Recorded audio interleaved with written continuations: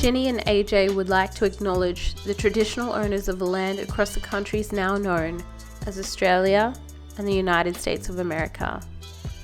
These lands that were never ceded but violently stolen from the oldest living cultures and civilization on this planet. We would also like to pay our respects to the elders past, present, and emerging, for they hold the memories, traditions, culture, and hopes of a brighter future for us all. It's also important that we acknowledge the Gumaroi, Barkinji, Lachi Lachi, Birigubba, and Waka Waka ancestors and elders of our bloodlines, whose shoulders we stand on. Without them, we do not exist. It's through them that we carry our pride, strength, and resiliency. We must always remember that under this concrete and asphalt, these countries were and always will be on traditional Aboriginal, Australian, and Native American land.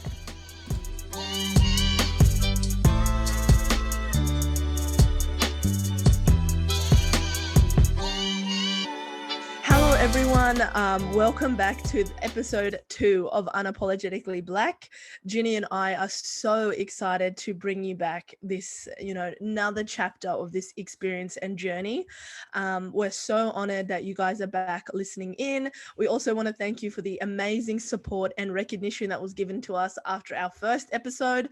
We are so new to this realm. We are so new to podcasting and sharing our thoughts and opinions as Indigenous women. So it is just such a growth. It is like a rebirth. It is literally like a little baby, this podcast series, and we're just so excited to continue to learn and grow. Exactly. And I think it was an interesting little point as well, that I wanted to make. We had so many lovely people say that they listened, and we really, really appreciate that. This second episode though is where it's at, I feel like. And I'm going to hit them right now with the house rules and disclaimers. Okay, so this episode is definitely going to put us in some hot water, bitch, or some tea, whatever analogy you want to use. But we want to be very crystal clear like we were in our first episode, but even more so with this one. These opinions, these thoughts, anything that we say is not representative of our families. It is not representative of our tribes or our nations or our countries. It is not representative of where we may be employed or working in. Or in the future prospects. These are our own opinions, and like everyone else in Australia, we would like to start showcasing them with you all. And we've touched on this briefly in episode number 1. A big thing, as you guys know, if you are Indigenous or connected to Indigenous collectives, is the connectedness we have. And I, for one, has often shied away from these types of subjects to, protect and preserve and honor my family. But I recognize and realize it is so essential that Indigenous women grabbing the microphone or the Yeti and starting to yarn. So do you want to introduce episode number 2? Yeah, so today we're talking about something, and here's the thing, I think it's really taboo. Like AJ was saying, it's like some of the topics that we want to cover are things that we've talked about, maybe with your aunts or your mom or your sisters or your titters or whatever, and it's not something that we've heard in this space, like on a podcast or broadcasted often. So it is going to be a hard topic, I think, to cover in a way, because it's like what you were saying, AJ, is like you don't want to disappoint your family. Literally, we don't want to get any phone calls. Yes, exactly. So this is kind of a taboo subject, but also a really important one, I think, as young Black women, especially single women, that it's a conversation that we need to have, or men, if you're listening, fellas. Definitely. I think it's a really, really important conversation that we want to cover, which is interracial relationships and dating. Hell yes. Tell And us also, about it. guys, I know. And also, guys, speaking from lived experience or using our lived experience to navigate this conversation. So if you are Indigenous or you are a person of color, or if you are non-Indigenous and you have been involved with interracial relationships, use this as an opportunity to learn what it may be like for other Indigenous women, or most importantly, our own perspectives. Right. So we hope that these conversations are always teaching tools, but also encouraging other people to start speaking out and using their own voice in ways that make them feel safe. Exactly. So getting into the interracial dating yarn, if you don't follow my Instagram, you better get over there, 8983 AJ. 8983. If you don't know, I have kind of recently, 5 months ago, gotten out of a interracial relationship, one that I have been on and off with for a total of 10 years. So we're 10 years in March next year. And it's really, you know, when it's done, it's done. I think we've finally You feel met like that. it's done? Yes, I've never, ever, ever felt like this before. And I think it's coming up to Wow. that time, and being the 10 years, being 19 when I met him, turning 29 next year. Wow. It's just this full circle feeling. Right. So I'm so at peace with it. I'm so calm.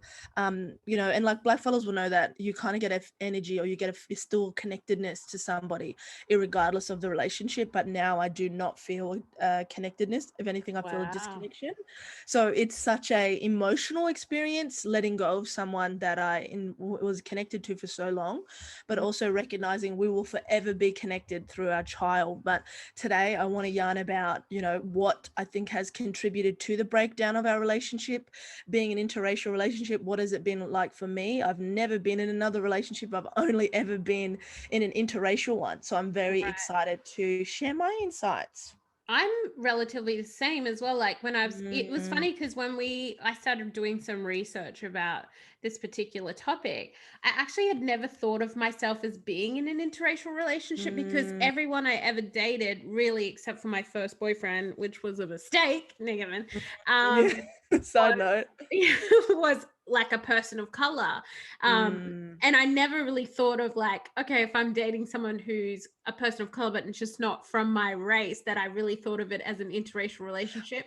And I think that's where you get fucked up, right? Because I just date black people. I've dated black people. And so I assume that we're going to have the same ideas around lots of different things, or how the relationship's going to work, or what's like taboo and what's not, or what you're comfortable with, and that there's, you know, like a mutual respect for culture. I know our cultures are different, but I just thought like every other black person is going to understand where I'm coming from. So true. I too am black, and that has not been the fucking case. Let me tell you, it is it's not different the with vibe. every single person I've ever dated. And I think that that's something that we need to acknowledge, like, you know, just because you're black and then like your man is from Sierra Leone, West Africa, yes, West Africa, sorry, sis. And he ate my man. That's what everyone keeps saying. Sorry. Ginny, I can't tell you how many black fellas. I was on live the other night. Dixie was there in my comment section.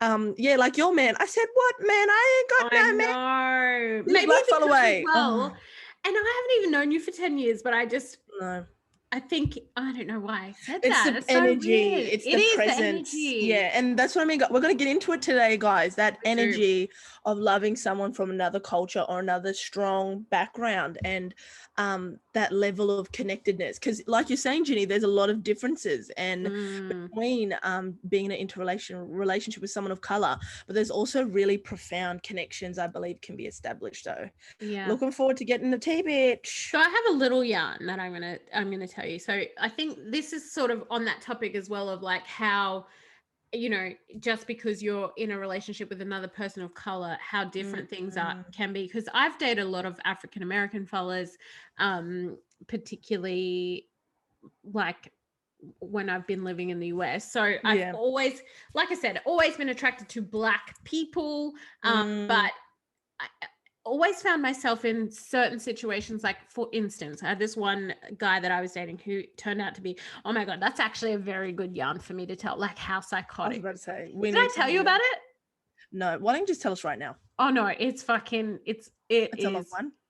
it's a whole episode in itself. This Oh, man was okay. crazy. I don't All know. right. Well, if you guys want to hear this Sex story, addictions and all kinds of stuff.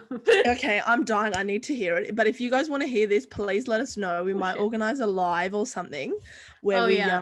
about this. It's a good one. It's very dramatic. It is Oh like, my God. I literally was in the US, met this person, and 3 days later he told me he loved me, moved to Australia. Wow. It Okay, was we need this. bizarre. I'm here for it. It's a long story, but it's a good one. But anyway, our particular relationship was really toxic because, you know, him being African American Black person, me being Indigenous Australian Black person, having so many similarities in a lot of ways. But here's the thing about I find with American men is that they don't know much about other Black cultures. That's a whole other conversation. And so I found myself in this really toxic relationship with this particular person because we would argue over like the silliest things, because it was like the oppression Olympics, you know, like kind of one up each other on how hard it was growing. You know, I felt like, I'm like, why are you arguing me on this? Like, this is my lived experience and his lived experience. We don't need to it's not a competition. It's not a competition over who culture and history is worse than the next person. That's so true. So yeah, I think a lot of my relationships, I've dated like a Tongan and a Samoan, and I find myself in similar situations where our cultures kind of butt heads in that sense that there's always like this whose dick is bigger pissing contest that happens. And let's be real, men love that. Like, let's really recognize that in the male consciousness or the male ego. They love to turn everything into a goddamn competition. And I think the other thing as well is like that the acknowledgement that there are really strong Black women in their culture only, so you know, that happens as well. Like, oh, that's you know, so true. Women are so strong and like they've had to do so much as African American women. I'm like, yeah, look, and we have too. And I guess again that turns into a pissing contest. But I'm like, I'm trying to say like, we have so many similarities in a way as well. Does that make sense? And I think, and sis, what you're saying, it's so profound, guys, because what Ginny is tapping into is that conversation around indigenous bodies. So Indigenous people. So you may look at the Indigenous people from the Americas, Canada, Hawaii, throughout South America, wherever Indigenous population you're referring to. But then we have the Black diaspora, which is predominantly with African roots or connectedness, okay? But what you have to understand, for Aboriginal people, we transcend both of those. We are like a weird combination of what it means to be Black, so a Black person. And you might be thinking, what do you mean it relates to being a Black person? If you're looking at slavery, if you're looking at, you know, the destruction of the family, you know, in order to make bodies and human beings be better at becoming economically viable. So selling actual humans really is connected to that Black diaspora and dispossession. So moving them off land, taking them here, moving them, that is something that is very involved, as you know, with Indigenous Australia. But then also we have that Indigenous connection to land and all of the above. So the older I get, the more and more I'm recognizing is how unique Aboriginal Australia is. I think people really need to recognize that, because we have so many similarities between other Indigenous cultures. And then I talk to African diaspora or African American with their contemporary things such as police brutality or housing crisis. And we have such a profound connection to those collectives, if that makes sense. Well, so here's another yarn really quickly. I met someone and he's actually a very good friend of mine now. But we butted heads a few times because I think that's the thing about like me being over here in the US, trying to like fit into a space. It's been a really big situation, right? So I met someone and we really, really liked each other, and we're now really great friends. But when we first met, we had an issue came up, like, and he was talking about gentrification, right? But talking to me as if I had no idea what gentrification was. So true. Because how could I possibly understand? I'm not from this country and I'm not his version of Black. At the time, like we've since had a conversation and it's fine. But at the time it was a really like a budding conversation, because he was talking to me as if I had no fucking idea about what gentrification was, and talking sort of down to me. It really, and in a way, like a part of me was like, okay, this is his lived experience. He's obviously expressing something to me. My job here as the person who's not from this country is to just validate. That's such a beautiful point. Yeah. Validate the way that he was feeling. But, you know, the black in me. And in saying that, I was about to say, that's a lot of emotional labor, you know? It is. I feel like it is emotional labor. And I really struggled, because I was trying to be positive about the situation, that he felt safe enough to share something with me. And I had to accept that he viewed me as an outsider, as and almost as a, like, another white person. Who knows? But and I feel like black fellas, we don't do that. I feel like when we're talking to other people of colors, we're trying to find connections. Like if it's Pacific Islanders, if it's, you're from bloody Mexico, whatever it is, we search for that connectedness because we've been so isolated. Like I have never heard an Aboriginal person say, oh, well, you're not going to get it, or insinuate that you're not going to get it because you aren't Indigenous. Rather, we work really hard for you to understand it. Yeah. And I think that's why I felt so disrespected, because it's exactly that. When I feel like I'm having conversations with people over here, my way of finding my way or having that conversation is to create the similarity, right? And talk about the similarity so that we both feel comfortable. But when he approached this conversation, it was very just like, well, I can't, like, I think he said something about, we're talking about a certain place, and he was like, and I said the name, like, I guess how white people say it, or whatever. I don't know the way that black fellas say it in here, so I said it a different way, right? And with like, oh, sorry, I have an Australian accent, please. And with my Australian accent, exactly. So then he was like, oh, that's so funny that you say it like that. And I was like, okay. Wow. And he was like, yeah, because, you know, like, then put into, like, tried to spell out gentrification in layman's terms. And again, me trying to be positive, Ginny was like, just validate his experience, validate the way that he feels. I don't know the full history of the whole of America, because I just moved here 2 years ago, but like let him have his moment. Have his moment, and it is valid. And then after a while I was just like, okay, now you're just being disrespectful, because it just kept going and going, and I literally was like, okay, I understand that you're talking about gentrification, and if we were back home, like, you would understand that I understand the situation. That's so true. And that's so true. I'm like, you know, I'm sure I could point out a million things that have a million places that have historically changed, and you would understand that I understand, because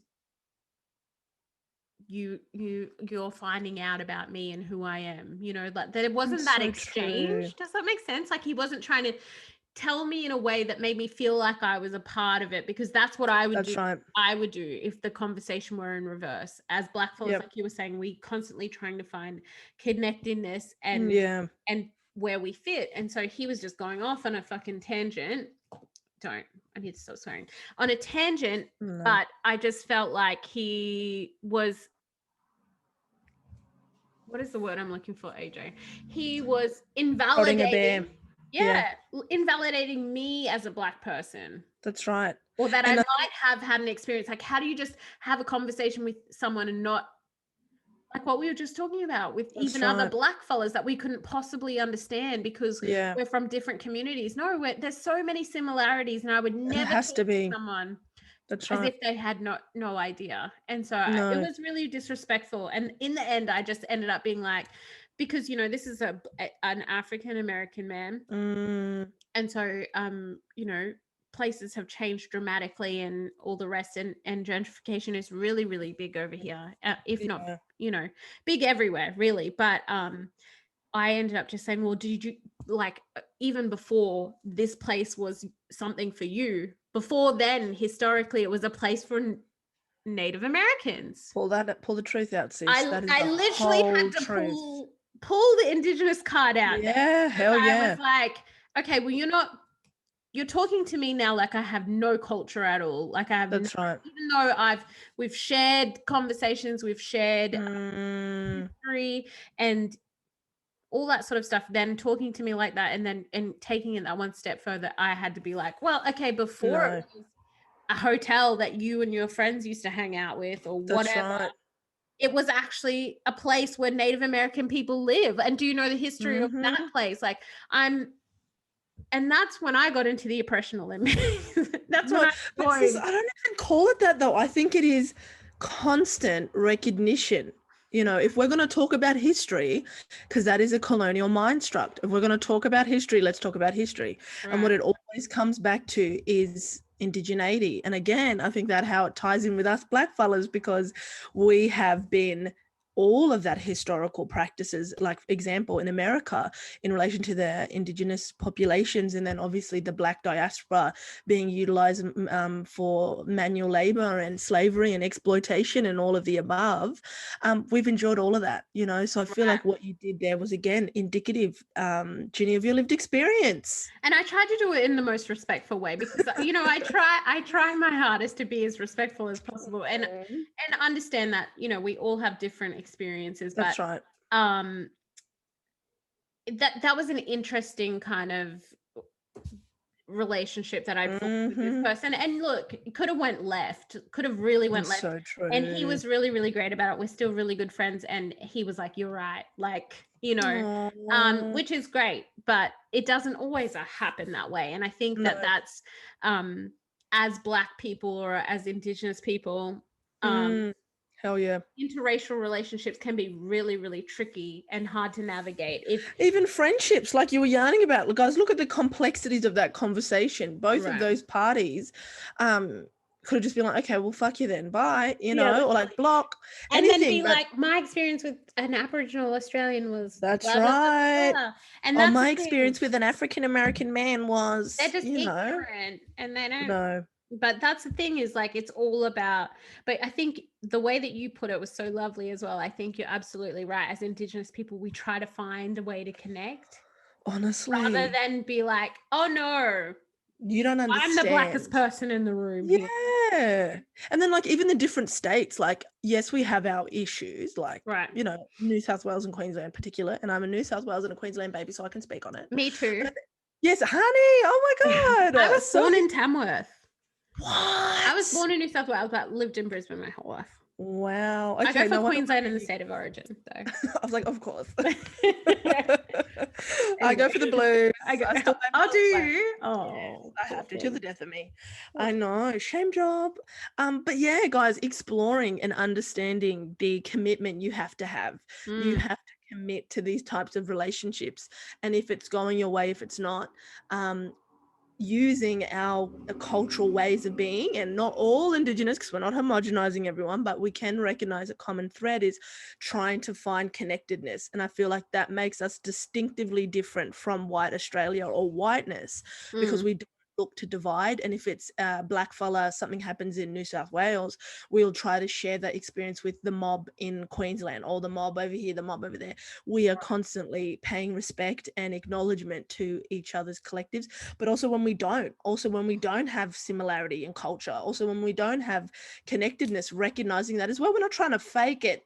You know, my tribe ain't trying to fake connectedness to, you know, Noongar community or I don't know, Palawa, any other mob or tribe. We're not trying to fake something. We recognize each other, but we also respect the differences, if that makes sense. No, it makes total sense. And it is like sort of comes full circle in a way, because, you know, if you don't get it now, you will later, especially. That's and if you date a Black fella of any sort of, and that's the thing is like, sometimes interracial relationships feel like, if you're a Murray dating a Koori, or if you're a Koori dating a Noongar, like it's completely different. It is completely different. It really is. And even the language and family. And I feel like that could be a whole nother episode, Ginny. I feel like me and you need to get into the tea, bitch. Oh my because Lord. Maybe that'll be our next segment, guys. What do you think if this week is about interracial relationships, but then the next week could be about intertribal relationships, and we can talk about friendship groups, we can talk about, you know, sisterhood and how that may be problematic because we all have a different understanding of what sisterhood means, and then relationships and family dynamics. Because I have walked into Exactly. some Black families and I thought, I cannot, for all of the above. We're not going to get into it right now. We'll get into it next week. But I have walked into Black households and wanted to walk the fuck out because it's so different to my interpretation of Blackness. I feel you. And I think it's definitely worth talking about. But in terms of interracial relationships and dating, I think like there's a few things. I've put together a little list. Actually, I put together quite an extensive list because I was really trying to think hard about what. I know that you've been on Tinder and you've been on a few different dating apps now. She's deep in the dating apps at the moment. Yes, are you off them now? Or? I'm off now, but I've got enough material to yarn and say I have lived experience, but your girl is off. She brought in December off all of the apps. That energy is not coming near me. Nope. I love that for you.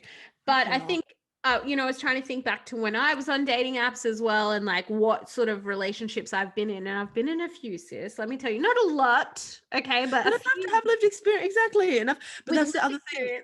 That's what I mean. You can only talk about something if you have lived experience with it. Exactly. And so I put together a little list of things that you might want to stay away from if you're considering dating someone. So if you're online right now and you're swiping left or swiping right, and you come across someone who's not from your race and you're trying to figure out whether this is going to work or not, I've done enough dating for everyone. Trust me, sis. I've done enough dating for everyone. I feel like I have to. That I can give you some red flags. So there's the obvious one. So we have a few obvious ones, which is if this person keeps you a secret.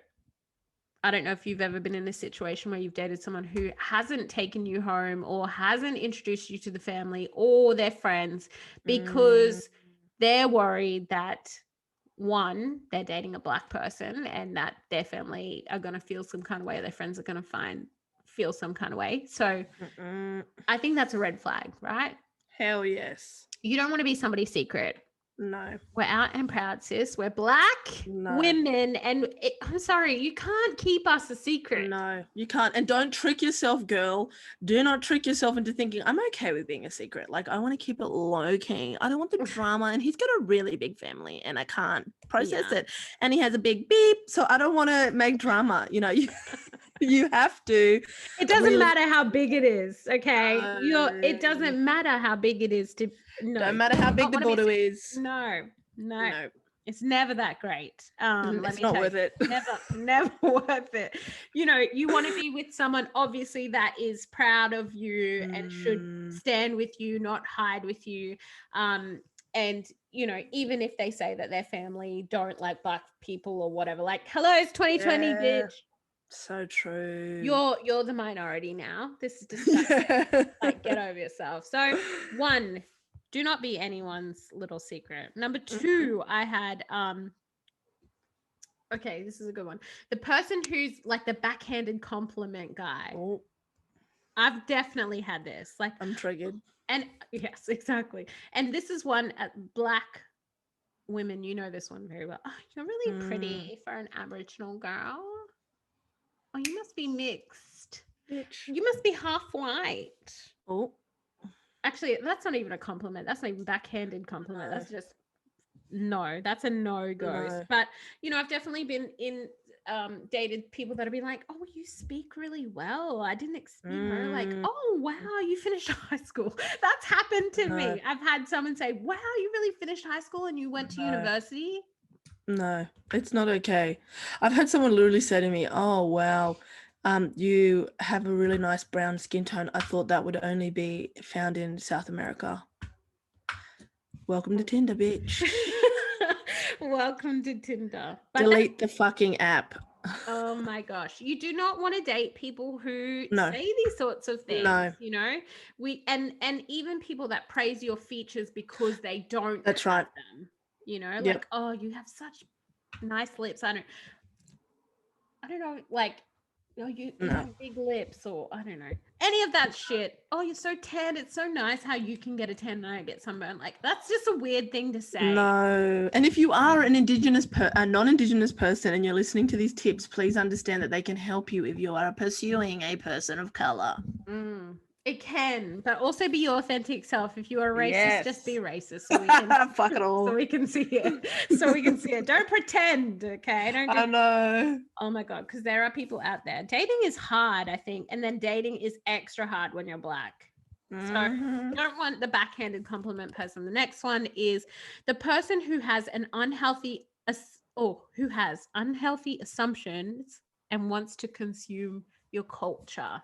So I've definitely, actually, I haven't dated someone, but I met, like, on Tinder, have had a conversation with someone who was like, you could just tell that they were interested in you because of your culture.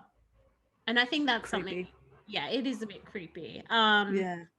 So they say stuff like, they racially stereotype you, assuming that all Black women are loud, you know, like, oh, every Black girl I've met was really loud. You're Oh, so you're loud. sassy. Yeah, Like, you're so sassy. Love what that. the fuck? And they, you know, I'm reading from the wrong list here. Look, what list are you reading from? I'm all over the place. Sorry, guys. Look, Christmas list. my Christmas. So, you know, if you decide to date someone like this, I would just think it is a red flag for me, and that it needs to be called out, and that person needs to be able to listen and learn. There has, you know, people that have been like, I've only ever, you know, I've always dated Black girls. Like, whoa, what? I cannot. That scares me. It's a That's bit like weird. some Get Out vibes. It is like the tea thing, yeah. No. Anyway, so that's a red flag for me. Someone who has unhealthy assumptions about your culture, and also just wants to consume your culture, like look cool, look woke to their friends, like, I dated an Aboriginal girl, like, so alternative. so different. No, we don't want that. The next one is the person who fetishizes your race. Like, and this is a big thing that I've come across. And here's the thing: is it happens here as well. It not necessarily just in Australia with white fellas. I have dated African American Black fellas here who, oh my, I love your accent. I can imagine you get so much over there. Like, do you know what I mean? In another foreign. country. Yeah, because you literally are foreign, because you are not this racial stereotype of what it means to be Australian. And that's the thing, is like, people are so confused. They're like, you know, I meet people and they're like, wait, you're Australian? I'm like, yeah. So powerful. Well, like, oh, you don't look what I would expect an Australian to look like. And I'm like, what does an Australian look like? Where did that even come from? I'll tell you what it looked like before 1788. It was very brown. Let's just put that out there. That needs to be said. But you know, so that definitely happens. Someone who fetishizes Black people, and they say stuff like, I've always wanted to go Black. I've never had a Black girl before. If you're in Australia, and then, you know, they talk about like you're a fantasy that they've had. So that's not what we want to do. We want to steer clear of those people, and there's lots of them out there. I don't know if have you had a situation where you've dated or talked to a white guy that's literally just been like, I would love to. That's been a one-liner in the good old Tinder, like, oh wow, you're Aboriginal. I have never been with one before, or I heard that they're so, like, it's just so I've heard that they've got no inhibitions. Yeah, or like, you're great in bed. Like, first of all, don't say that. Like, what makes you think you even have the chance, buddy? Like, slow your roll. And again, it's really interesting how that level of accessibility in Australia towards Indigenous women is just so assumed, if that makes sense. Right. And we'd love to hear your stories, guys. If you are from another background, or if you are non-Indig and men approach you like this as well, you know where to find us at Unapologetically Blak on Insta, and get over there and have a yarn, because we want to hear. It's definitely something that I've experienced, but particularly because I'm over here now. Like it literally is just so strange. It's a whole other different, because I've experienced that in Australia before, like white fellas being like, oh, I've heard really good things about Black women in bed and all that stuff. But here it's like a whole other kettle of fish. It is weird. I've had people just like straight out say to me that they've wanted to have sex with me. Yeah. Because I'm Australian. Not because of what I look like or how smart I am or how great I am at cooking. I was going to say how beautiful you are, honey. Like, or how Black I am. Nothing. Like, it's literally, like, and it makes me feel uncomfortable. So creepy. So stay away from that, sisters. Hell yeah. My next one. The person who doesn't stand up for you. So if you're dating someone and they allow people to make racist comments around you, or my dad's always just sort of been like that, he understand, he's really traditional, he's old. No, it's 2020. Get with the program. No, you don't want to date someone who doesn't stand up for you, who doesn't have your back in all situations. So I just feel like that's a red flag for me, because I have been around where someone has made like a statement that I was like, oh, that's not okay. I don't feel good about that. And we ignore it. Like, let's be quite honest. I've been in those scenarios where a comment or question will be made when someone I'm trying to get to know, and I'm just like, look the other way, because like, I just don't want to do this right now. It's uncomfortable. Yeah. But looking back now, I'm older and more confident. Hell no, honey. Hell no. So we don't want people like that. Here's another one: the person who's racist in the bedroom. So they want to call you a black gin or a black does that black get thrown in there? Or call me master. I've actually had a friend that this happened to. I was about to say, it's very realistic. She dated my black sister, my black friend. And she dated a white guy, and as soon as they got in the bedroom, it was like, call me master. You're gonna be my little slave, like this thing. Yeah, out of nowhere. And look, censor that role play, y'all. Be careful. You do. It can just go left really quick and really fast. I don't want to call anyone master. Sorry. No, thank you. That's triggering for me. Next. And or like wanting to hog tie a black person. When they say stuff specific to black women, then that's probably a really big red flag. And even like violence in the bedroom. Like, I know a lot of women are into this could be a whole nother yarn, but like BDSM and all of that, like, recognize, and if you are getting into that with your partner, recognize the historical or even the contemporary ramifications that's having on Indigenous bodies. And I feel like the partner that you're getting involved with that sexual exchange, they need to understand that as well, because they could be getting off on it, guys. Like, we don't want to go there, but you are a black body, or even if you are presenting, or if they know that you are Indigenous Indigenous heritage, that can be what is getting them off. So please be really, really safe. And I think, it's funny because we're having this conversation. I feel a little bit like, oh, I shouldn't speak on this because say it. But listen, my nana's never going to listen to this. I was going to say, let it out, honey. Well, I think it's so important because as black women, we just don't see people having conversations like how we're having them. No. And I think it's important because if I'd had these conversations and heard these sorts of conversations, it may have changed my relationship history. It may have made me think a little bit more about the conversations that I've in the situations I've been in that were so uncomfortable and really sort of shaped my views on the world. So when I speak when I speak on this, I'm sure when AJ speaks on this, that just please know that this is not the easiest conversation to have. For us to have. But it's an important one. It's an important let it out. I know. So, I'm all about what do they call it? Exploring your sexual exploration. Yes. Exploration. Do you? And I'm into some weird shit, and maybe one day we'll get into Bitch, so am I. Well, I'm here for it. I'm 100% into some weird ass shit. Right? Bitch, I'm here for it.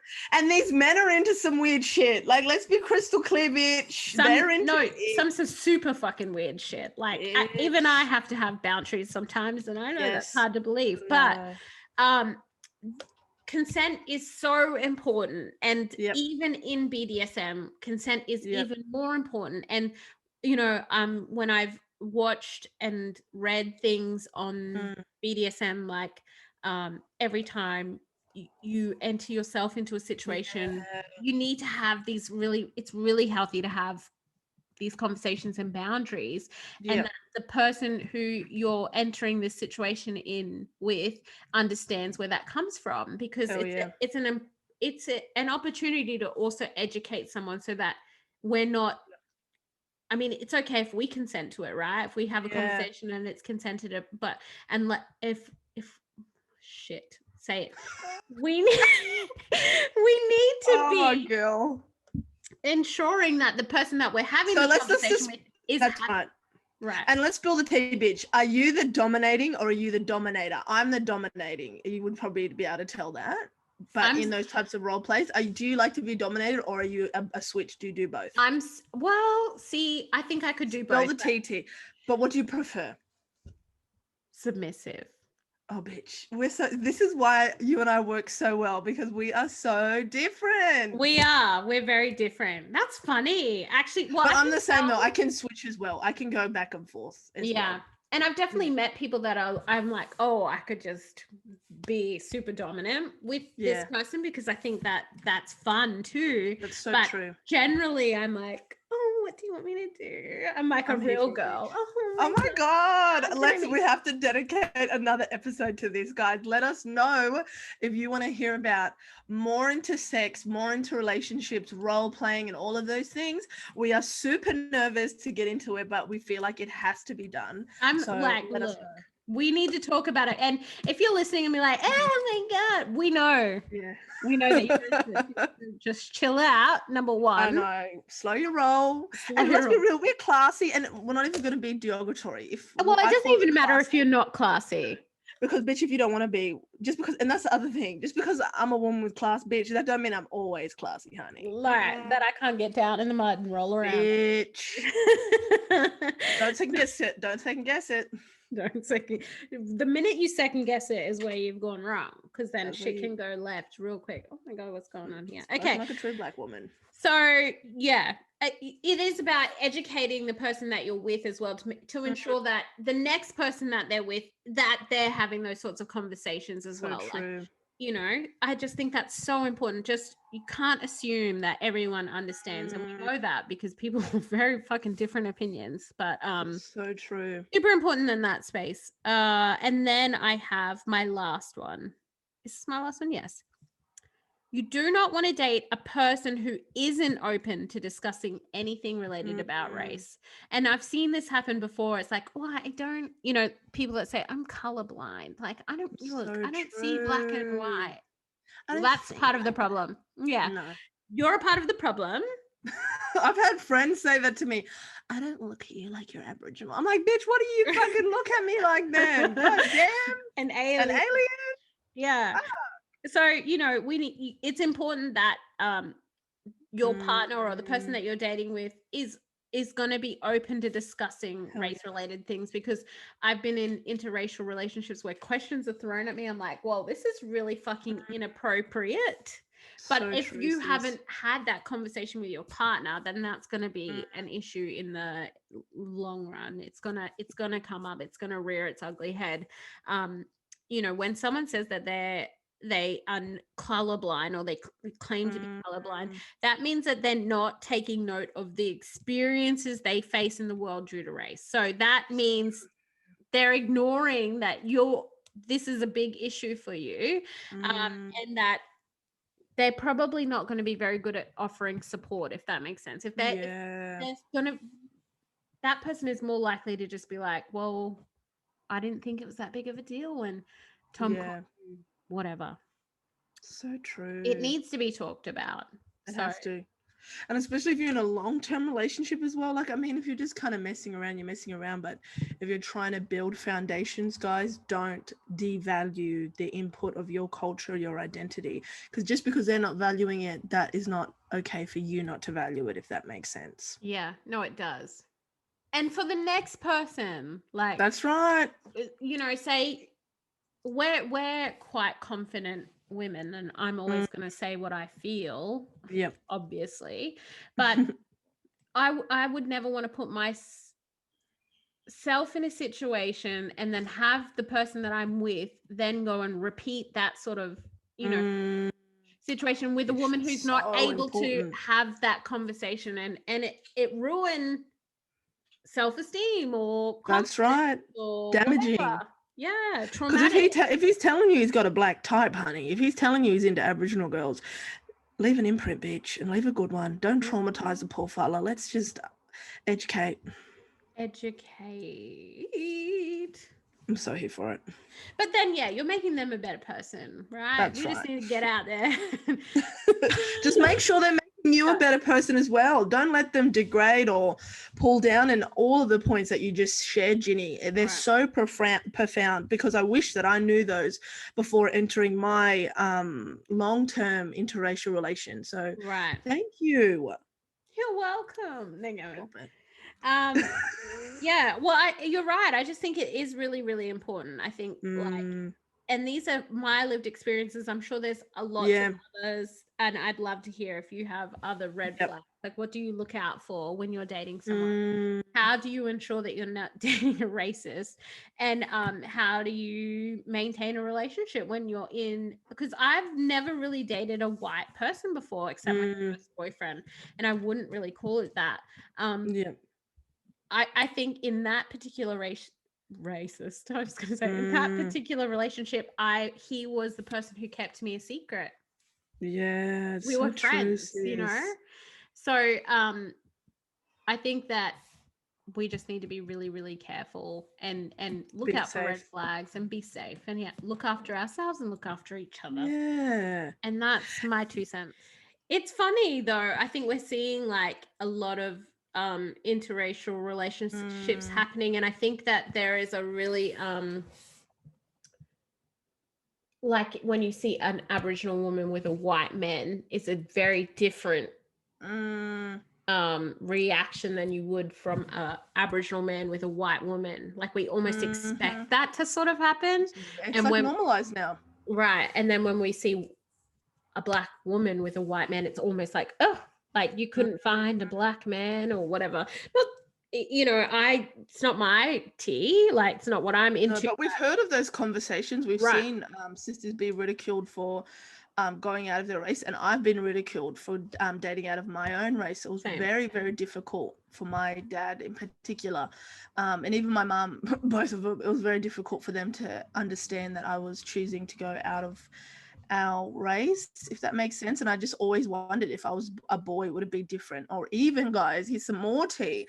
I always wondered, if I got with a white fella, if I had a child to a white man, would have been different. Would have I got the harsh concerns for my safety, the harsh concerns for their daughter as such, if it was not another man of color, but if it was a white person?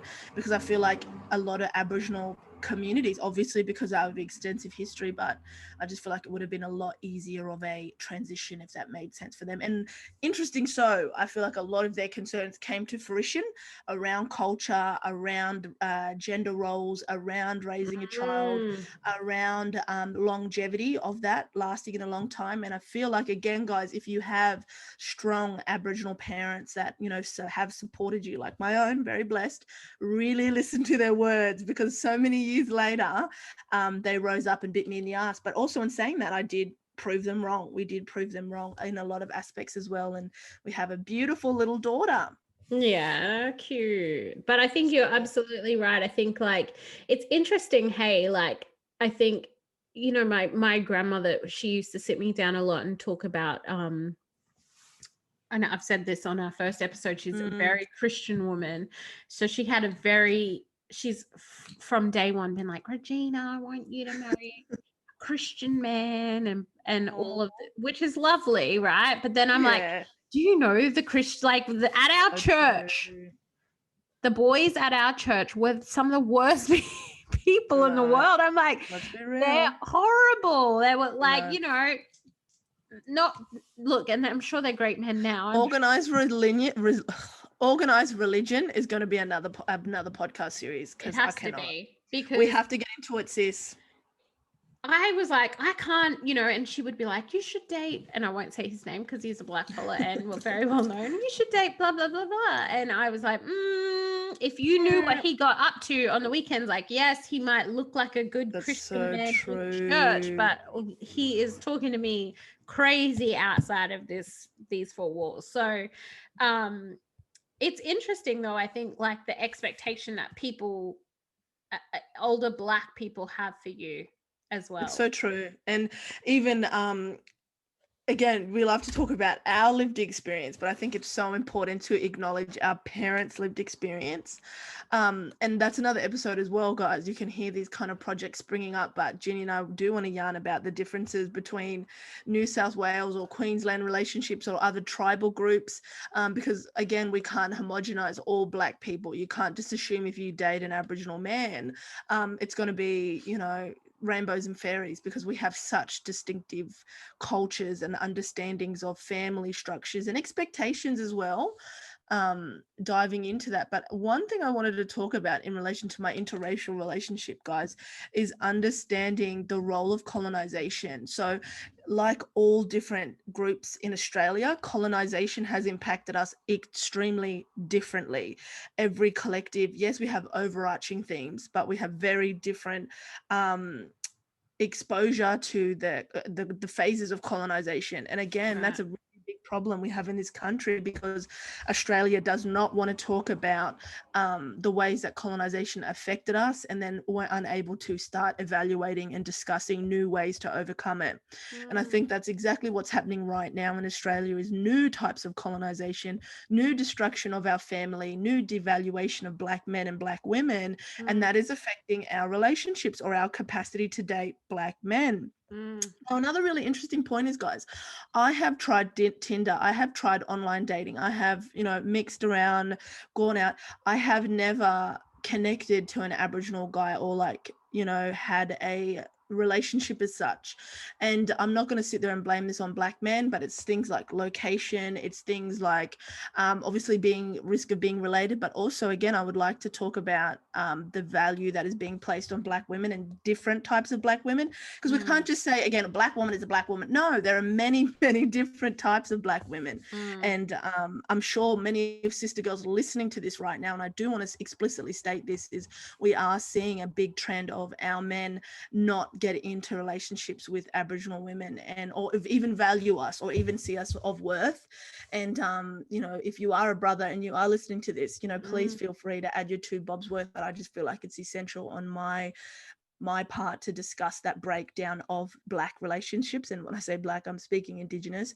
And I would like to argue that is a direct result of colonization, because much of these conversations are happening around the globe. So we're looking within Canada, we're looking within America, different marginalized collectives like that of African Americans, like that of Indians or Native Americans rather, their breakdown of their relationships in their homes and their capacity to be families. Like, let's not downplay that. Let's not downplay the notion of having a child, being in a home, raising that child, connecting to the family, because you're connecting to a whole lot of trauma.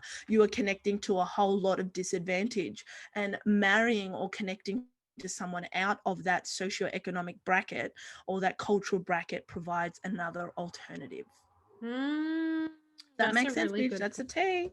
That's a really, really good point. And I think you're absolutely right. Like, you know, isn't it funny that I feel like now, like #Black love has become a thing, like because we're almost trying to revive something that feels like it's taboo in a way, like feels like it's dead, you know. And so now we're trying to revive it by having these sorts of situations, like, oh, look how cute of these, you know, a black couple is, because it's so rare, sis. It's such a rare thing to find.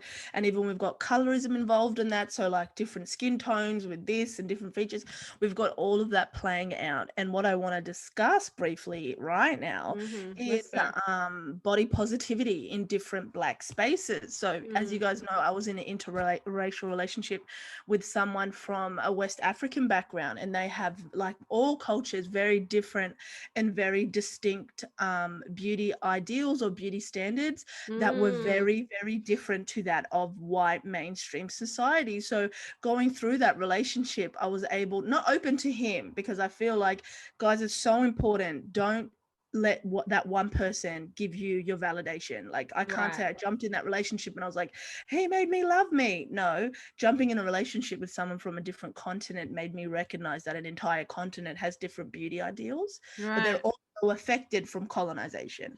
So anywho, what are their beauty ideals? So a big thing with the African diaspora collective is larger women, is curvier women, is women that have, and I guess it's much like the Americans, honey. Asses. Yes, honey. And, you know, the thighs and, you know, the little chunky chunk, like they are so here for it. And so I started dating him in 2011, 12. This did not exist. Thick did not exist. Twerking did not exist. Curvy did not exist. Plus size stores did not exist. None of it existed. Okay. Even plus size girls on video clips did not exist. Okay. Yes. So this had a profound effect on me, watching Nigerian television or seeing different music artists, and all of the above really changed my understanding of body positivity, or being celebrated and cherished and valued in this African diaspora, and going to events where other women were curvy and they were celebrated and they were just loved as a 19-year-old really positively affected me.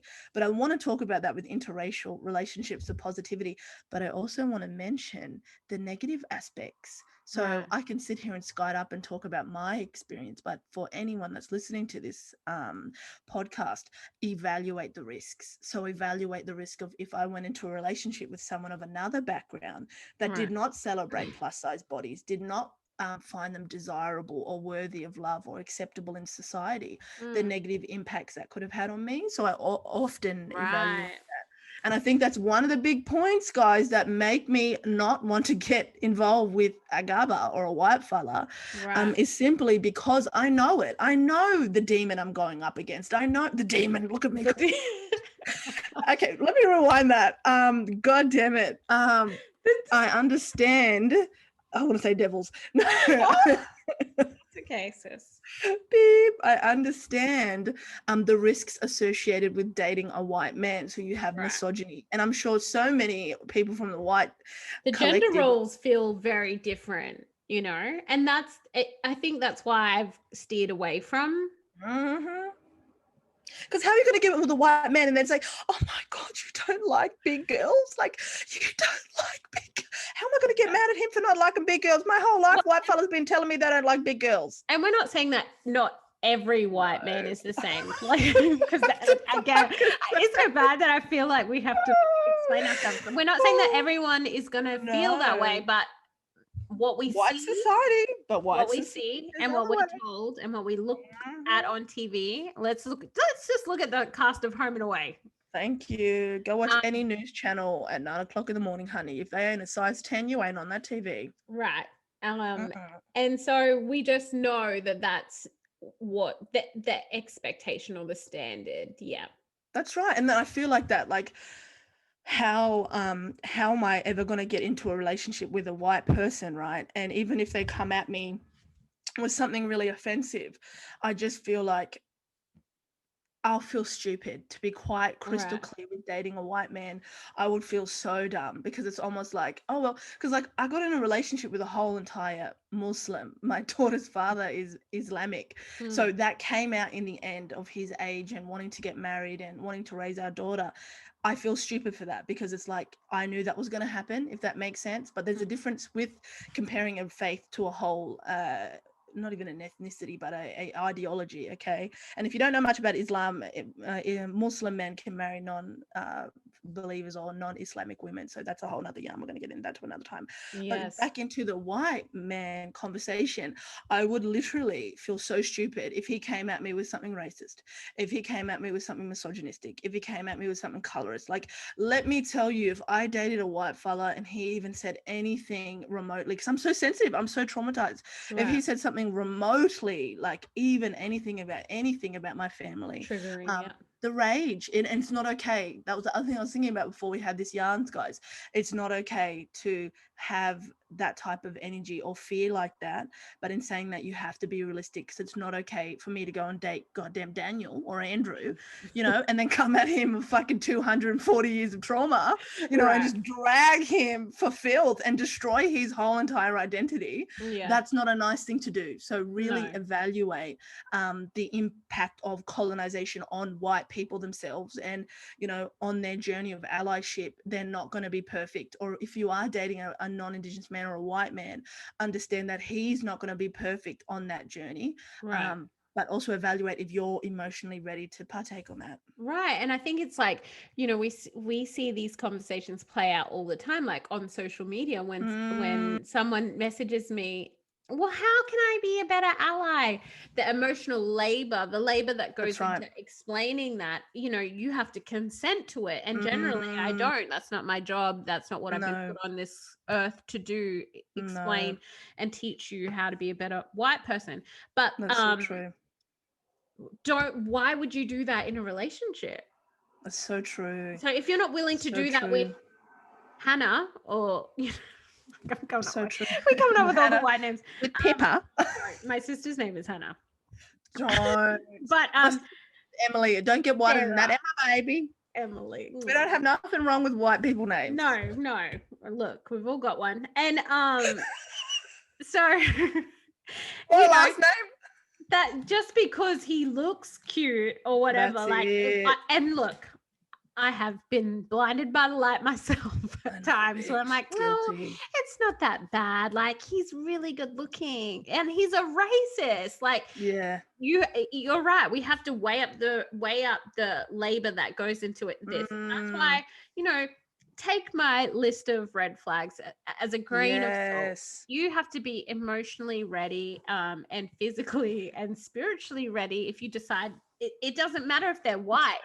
They could be West African or South African. That's right. African American or Indian or whatever. Like, if you're dating outside your race, period. Beware, bitch. Be aware. But you want to hear some tea, bitch? You want to hear some tea? Let's hear it. Okay. So my tea is, bitch, I keep being attracted to men that are not born in Australia. Yeah, me too. I can't. I feel like, sis, this is I'm this like, is why I love you. That's my exact type, is outside Australia. Sis, I can't. Like, I keep being attracted to men that have not been born and brainwashed and conditioned into that's exactly the reason why. Ideologies. Yeah. It's so much easier to explain to someone who hasn't, because I find that when I've dated an Australian person, that they're offended constantly. So true. That's been my experience when I've dated a white person, almost offended at everything I've ever said. So I can't. I don't want to do it anymore.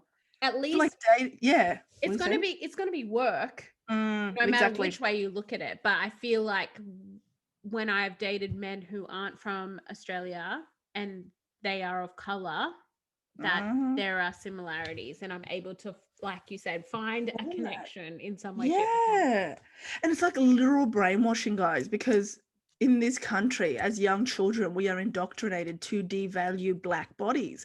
We are devaluing Black women and our variations of beauty, and again, Black presenting. Let's be crystal clear in this conversation, because we have colorism, but we also have Blackness or featureism, all of these types of important conversations.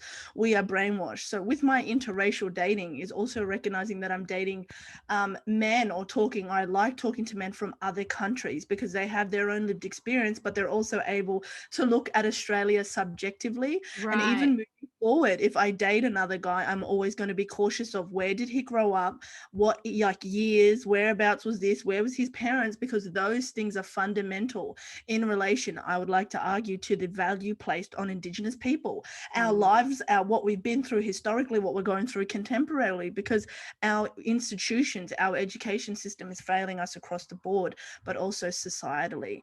And I think that ties into the issues of fetishization. It ties into the issues of sex and femininity and beauty and mothering and meeting the family, like that list you said, Ginny. It's so profound because it makes you really realize the ways that we become disempowered and the ways that we normalize, like we do racism, you know, in this country. We just normalize it. It's inherent. It's a part of being Indigenous, is putting up with racism and prejudice. It's just a part of everyday life. But your tips and tricks, Ginny, I feel like the things you just listed are ways that you guys are able to have your goddamn headlights on, your eyes wide open, and really evaluating if that's what you want to get into. And it's probably not very, you know, like these are probably things that you've already gone like, you know, but I think it's just important to reiterate like the reasons, because you can find yourself in a very shitty situation very quickly. That's and right. if this is even teeters on that line, I would never date someone like that, period. But I mean, I feel like we touched on a lot of different things today. Yes. But important things, and all, again, like it's hard because I think sometimes when we sit down and we go, let's talk about the topic, and then we actually, all of these topics are so intertwined as Black followers, so intertwined and connected that when you are in an interracial relationship or you're dating interracially, understand all of these things come with that. Body positivity, raising of children, colorism, racism, stereotypes, unhealthy assumptions, sex fetishes, sex, you know, all of these things are so interconnected. And so I feel like we definitely touched on a few things tonight, but it's so important. And I think like, so if you are on Tinder, back to our point, if you are on Tinder, if you are on Plenty of Fish and all of these other Data Farmer, or on any of these things, please. Grinder, I don't know what else is there. Bumble, all of it. Facebook, all of them. Facebook, Instagram DMs. Have conversations. Speaking of DMs, bitch, mine are dry as hell. Ain't no man in there. If there was, I would have exposed him. You can't, exactly. Exactly. If they're in your Instagram DMs, they know what the fuck they signed up. Exactly, honey. Where the fuck's my phone? I'm about to screenshot that shit. That's a good thing. I'm going live. I'm going fucking live. Oh my God, everyone needs to go and follow AJ. If you're not following, I'm sure you are, because that's how you came to us, but follow AJ because she puts on the best lives ever I've ever seen. No, but literally every time I watch something on yours, I learn something about myself. Stop it. I'm just a firecracker. No, and that's what's good, because we just... Stop it. She's unapologetically Black, okay? In everything. I know, and I'm always adding unapologetically Black.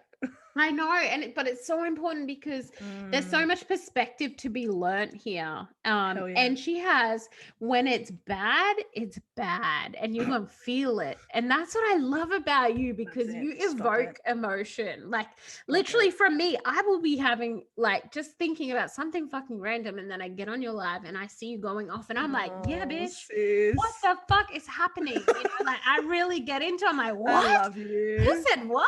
You know? But and everyone's like, what happened? And I see everyone like, oh shit, what happened? Yeah. And I love that. But like, you're so passionate about what you do and what you say. And I think like, but when it's good, it's really good. And when it's funny, it's really funny. And AJ has the best stories about men ever. And I just think like, it's something that we need to talk about more, because it's hilarious and it's sad and it's funny. Yep. And it's bad and it's gross and it's so true and embarrassing, and it's Black. It's a Black narrative all the way. Hell yes. And so important. And let's explore that, guys, on Unapologetically Blak. This is episode 2. We're warming up. We have more things coming your way. The next week we might be talking about, Black love. So Indigenous, loving another Indigenous person. I've got my own little fucking love story, honey, that was short-lived. But, talking about it. And if we want to get into talking about fetishism and BDSM and, the ways in which that can affect Aboriginal women, and talking about that and women of color, and especially in colonial Australia. So guys, be sure to stay engaged. We are getting this train. She's warming up. Everything we say is unapologetically black, but most importantly, guys, everything we say is coming from our heart. This is not a podcast project. We want to look back in 10 years and be like, what the hell were we thinking? No. This is a body of work we want to enshrine and people be able to look back at for years and learn something new. You heard it here. So we should end now, but because I feel like we've been going for it. But hopefully you've learned something, and please like, subscribe, all of the things in our influencer voices. Please like and subscribe to enjoy more. No, Gavin. But yeah, you should do that and share, because we want to help. Well, we want to have the conversations that everyone is feeling like it's too hard to have, but also we invite you to have conversations with us. We're interested in hearing different perspectives. We are not going to silence people. No. So come with it, because I think we can talk through everything. That's right. And if you ever want to add us, guys, if something we say rub you the wrong way, or if you feel like we are not giving a good, accurate presentation, or you want to hear your voice heard, you know where we are on socials, and you are so welcome to come and contribute. Yep. But thank you. Join us again. Thank you, guys. Hopefully next week, because look, I was slack this week, but yeah. Thank you for joining us, and join us. That was it. Episode 3. Thank you, guys. Bye. Bye.